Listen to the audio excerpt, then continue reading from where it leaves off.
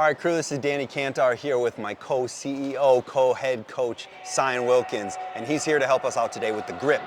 I am notoriously bad at gripping my racket. Sion is a grip artiste. He's been my personal equipment manager for years.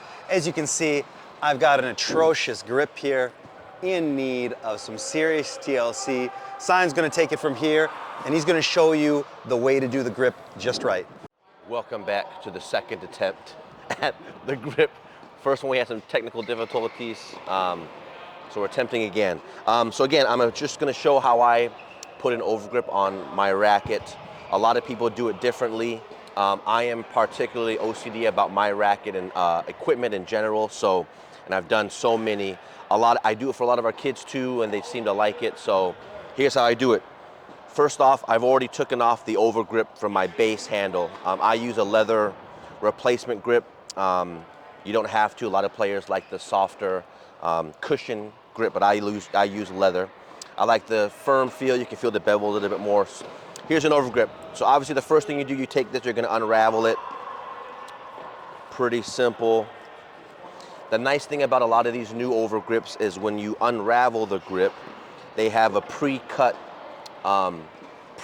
tapered side. So you see that side is cut at an angle, the other side is not square. When you have a grip that is already pre-cut or tapered, that's the end that you always start with. So once I know the tapered end, I will peel off the plastic backing that all overgrips come with. Once you peel that off, you know that that part of the grip that's gonna be the stickier part, so that's what you want facing up that you're gonna actually touch. Also, a lot of the grips have a little adhesive, so I will take that adhesive off. That's really helpful to start. You can start on mini bevels. I do mine a little bit different. So I start on the square bevel on this back side, place that adhesive down, and that's nice because that's gonna stay put, okay? So once you start to go around, the main thing is tension. You wanna make sure that you are applying enough tension on the overgrip so you don't see any wrinkles or bevels start to come. Once you go all the way over, so that's where I started. Once I overlap that whole start, that's when I will begin to angle down. Again, making sure that you pull enough tension so that there are no bevels or creases in the handle. Once I have it kind of started, I like to do with my right hand because I'm right-handed, so I'll switch my positions. I always keep the handle in my left hand, and I use my right hand to kind of apply the grip that you'll see right now. So I hold that still, and as I go around, I just make very sure that every time I overlap the grip, I try to make that distance the same. So this is where kind of my OCD kicks in. Don't you normally do it the other way though? Not on my rackets, no. Oh, interesting. Why is that? So on the leather, and for me, I like to have the overgrip kind of crisscross on the bevels of the replacement grip. And that's just because, again, I feel the bevels a little bit more and I like the firmness. You would mainly go with the same side of the bevel, so a righty will go to the right, a lefty will go to the left. But then again, so I just keep going. Again, making sure that the tension is good, making sure that the overlap is the same.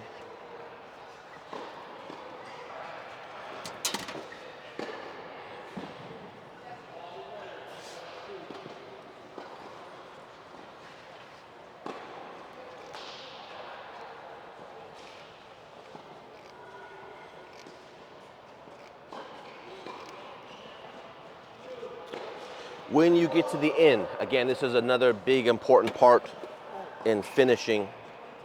I use scissors, and I do scissors because oftentimes you will have access grip. Some players just kind of keep wrapping it around, some fold it, some tear it. Those are all okay, it's personal preference, but I like my finish to be flush with the top of the frame. So to measure that out, as I come to the top, I will overlap and I will find the point where the top of the grip meets where I want it to finish. So that's kind of at that point right there. I have my scissors. Once I know where that point is, I will cut a straight line across. Again, doesn't have to be super precise because you can always adjust. Come back to finishing.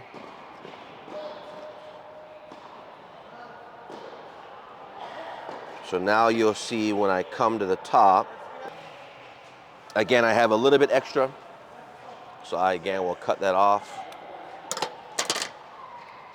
That comes to a nice flush finish at the top. I've already have my pre-cut kind of finishing tape. You place that down and you wrap around. And again, I've always liked how that's flush. For me, this has to be straight. For me, this has to be right at the top of where the base grip starts. And for me also, when I put this on, if I see that the bevels are not matched, I have to redo it. This is where the OCD kicks in. If I see too many wrinkles, I'll have to redo it. But that's how the overgrip, how I like them. Let's look at real close here. So you'll see all those bevels are very even. I overlap a little bit thinner just because I like the feel. Some players will maybe overlap a little bit more. Just make sure you try to keep them relatively even. That's gonna give you the best feel. It's gonna be a little more secure, and then the grip will kind of wear evenly. And then again, a nice flush finish. Again, white tape with the white grip again. And that looks clean, guys. That's a clean grip right there. That's awesome. Yeah. If you enjoyed this video, please like and subscribe the YouTube channel. Send us a comment below. Thanks for watching. We'll see you later.